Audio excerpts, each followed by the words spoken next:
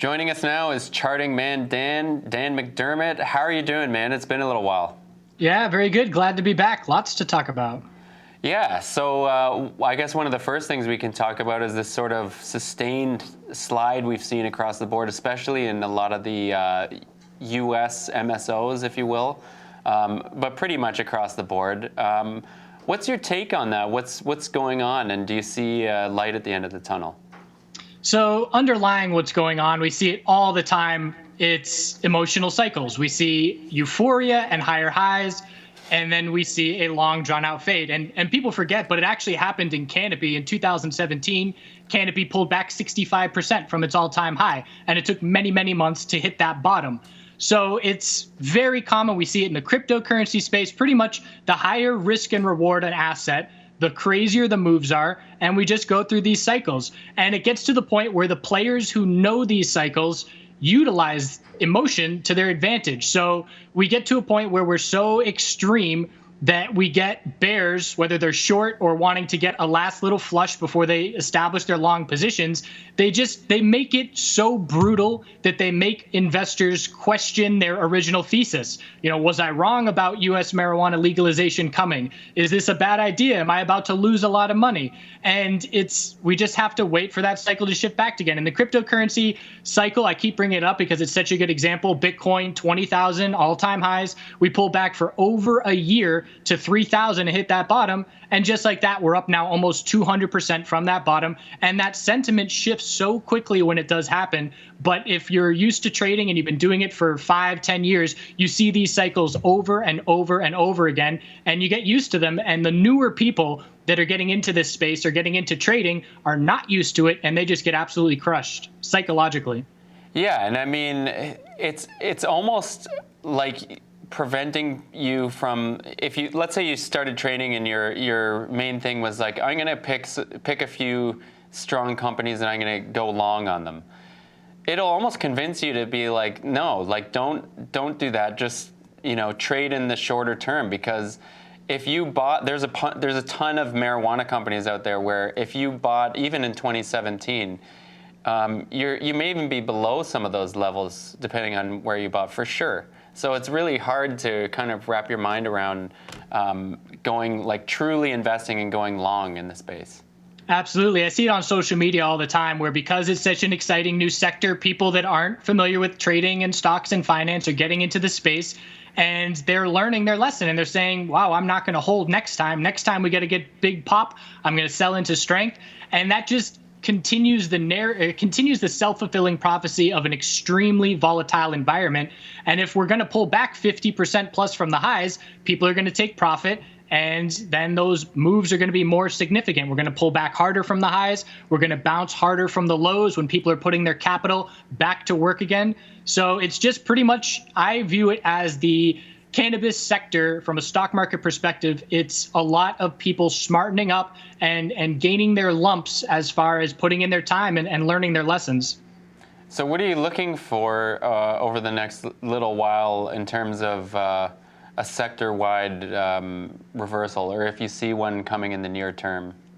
So the unknown in the sector is obviously the timeline. We don't know when we're going to get a Safe Banking Act. We don't know when we're going to get full legalization. We're very confident it's going to happen, but it could be 1 year or 4 years. I don't know.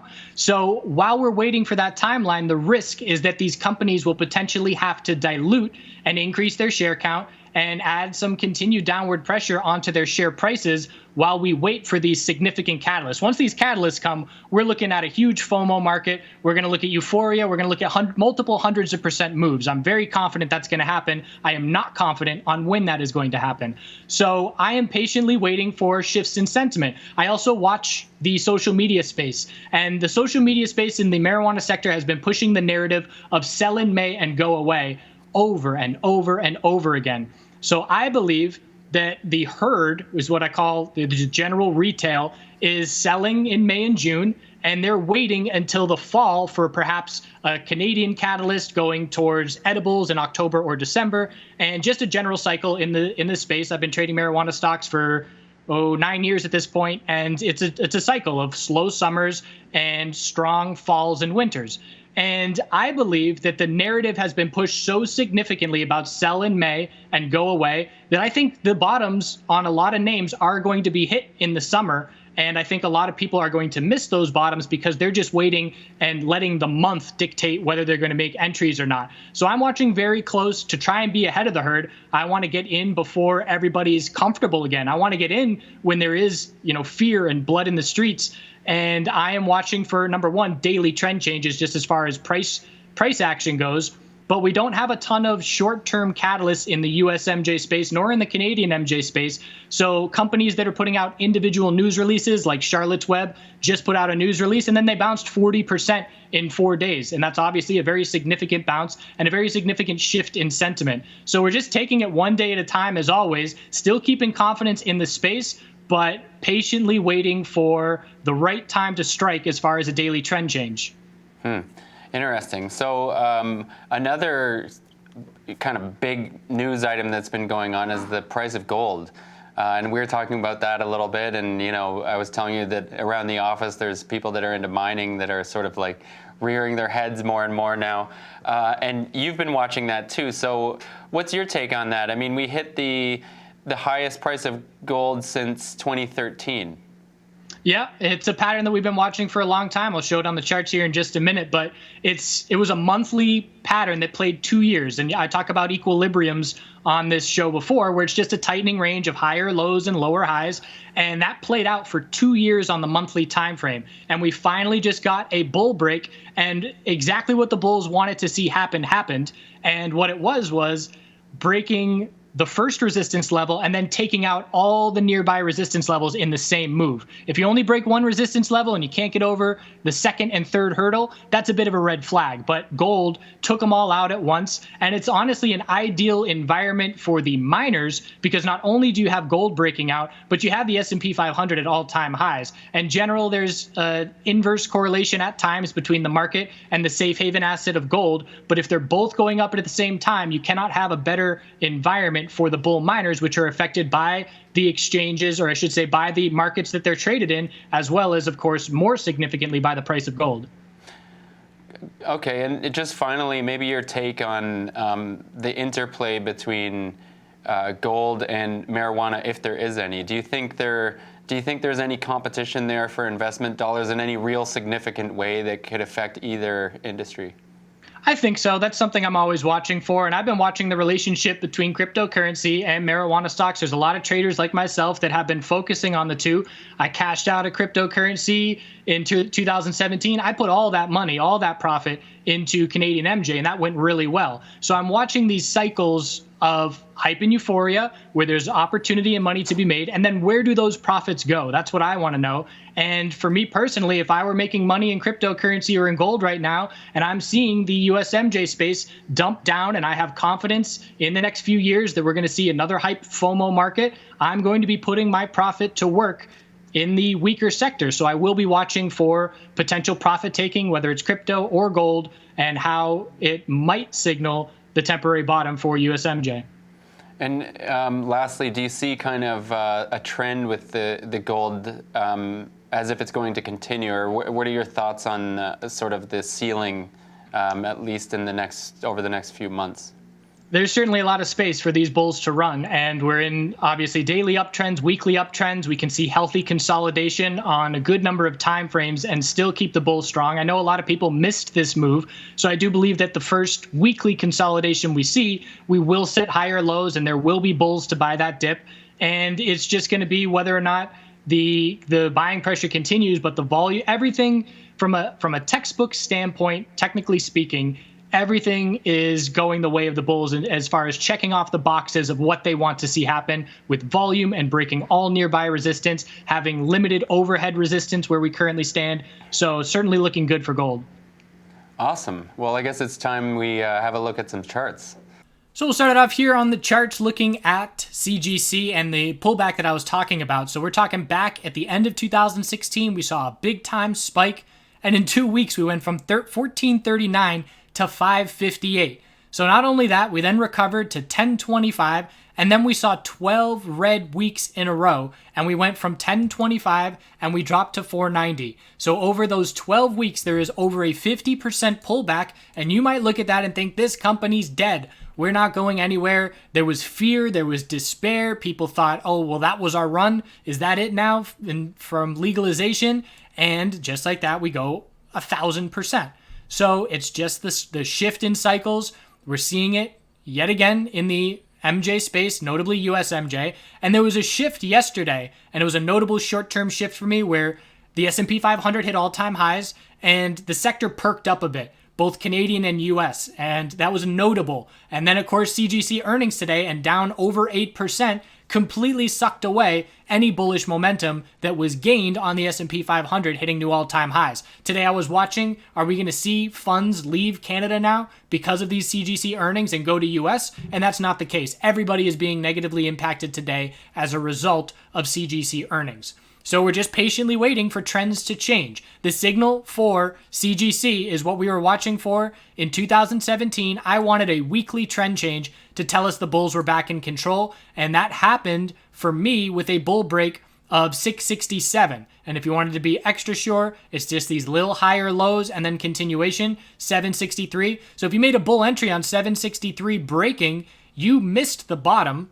So you don't have to nail the bottom because you missed a 50% move, and you might think, wow, I'm way too late. But of course, if you entered on that bull break, it certainly paid off in a big way. And this was the point in time where I was talking to friends and family and saying, okay, now's the time to be getting into the Canadian MJ space with that trend change. And I'm going to do the same thing in USMJ. When we see USMJ shift, I'm going to suggest long-term set it and forget it entries because of how bullish we are in the shifting political environment that's only a matter of time, and there is no stopping it at this point, in my opinion.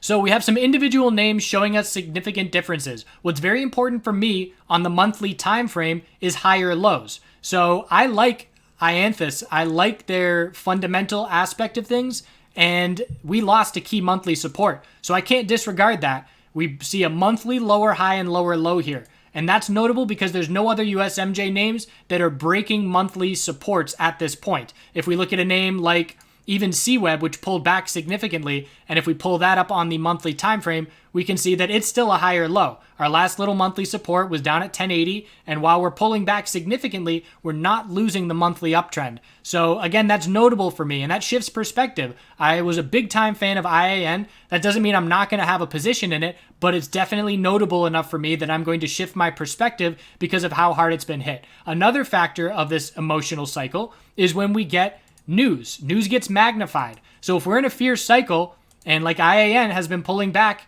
for 12 weeks now, every single week is a lower high. Very similar to CGC, which was 12 weeks of pullback before that bottom was hit.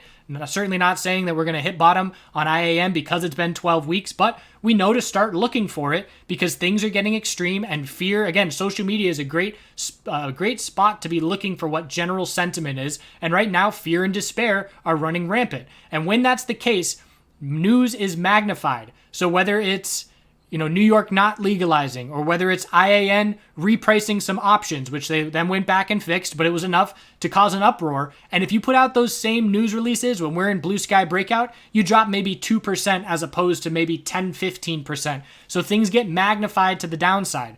So that's the case with IAN. And I'm watching the pattern now of every single week being a lower high 12 weeks in a row. And when that pattern breaks, that will be a short-term relief in sentiment. And we also can be watching the bounces that have taken place in the last week. So IAN, we see this as a very weak bounce, and we're right back at the lows. But you look at CWeb, which had some news come out as far as how many acres they've been planting here in 2019. You can see that we saw a very significant 40% bounce in 4 days.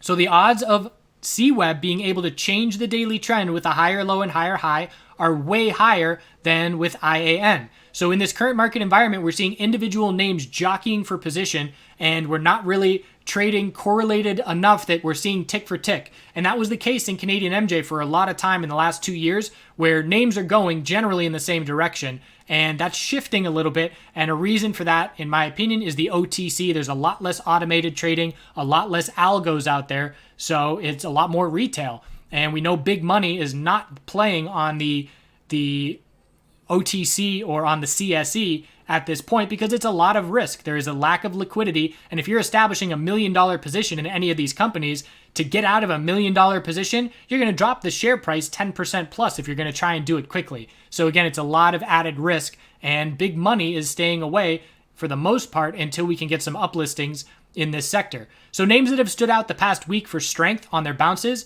comparative to everybody else: CWeb, CL, and OH. Those are three names that are standing out. So here's CL, monthly time frame. You look at that monthly chart and you say, well, that's just fine.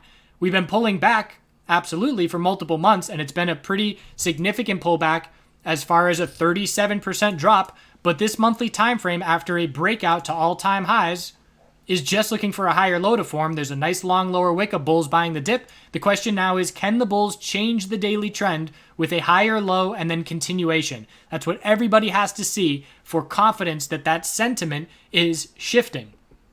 So that's what we're watching for. Prove it. The burden of proof is on the bulls. We're in downtrends. We cannot give the bulls any benefit of the doubt. They have to prove to us with trend changes that the sentiment is shifting.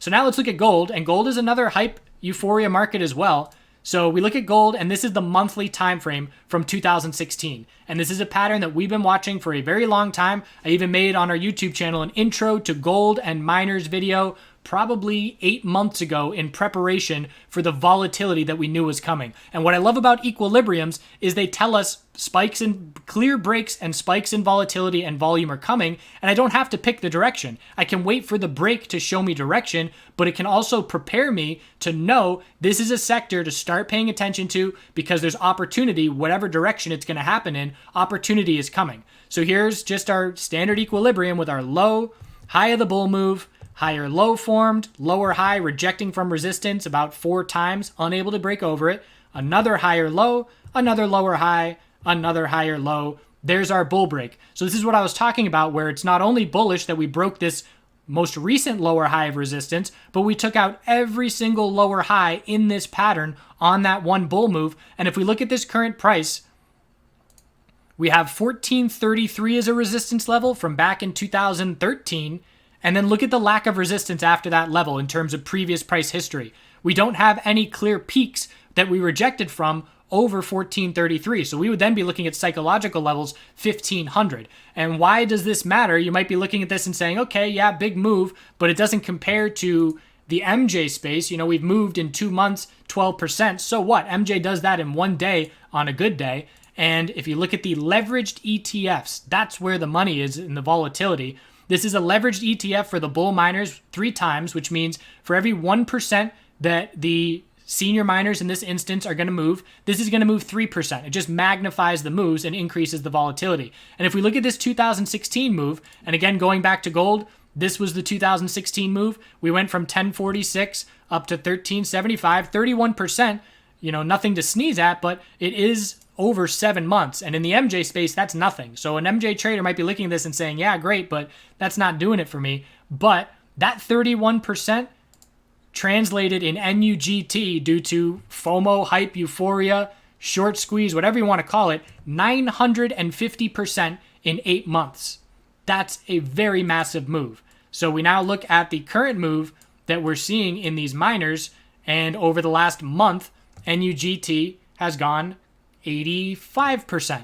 So the time to be learning about these different markets, if you're new to gold and miners, is not FOMOing and chasing this move. It's when there's a lull or when there's an equilibrium forming. So right now in the USMJ space, it's a great time to do due diligence. Find companies that you want to support with your money longer term. Look at their financial statements. Look at what their debt structure and share structure is. Be aware that dilution is probably going to continue until we get some kind of significant catalyst in the US. But these are opportunities to prepare ourselves so we're not scrambling and trying to, figure everything out when the bull move is already taking place.